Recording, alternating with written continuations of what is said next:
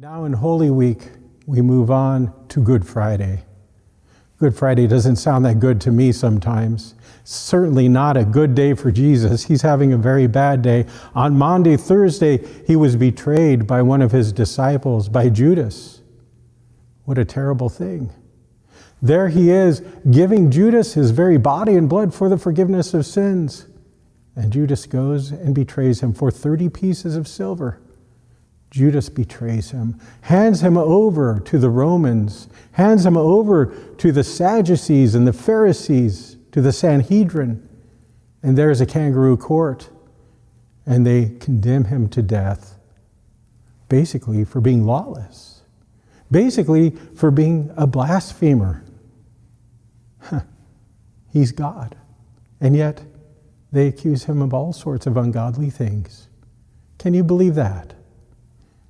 So they beat him beyond all recognition, and they nail him to a cross. A terrible, terrible death. Stripped naked, beaten senseless, Jesus hangs on a cross, taking a death that you and I deserve. That death, the Son of God takes the sins of the world into himself.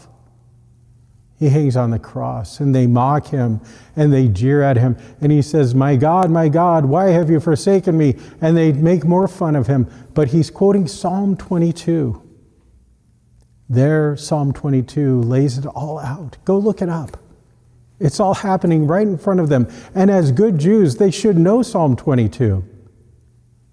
It describes exactly what's happening there on the cross. Finally, between noon and 3, as he's crucified, he gives up the ghost. There he exhales his last. He says tetelestai, it is finished.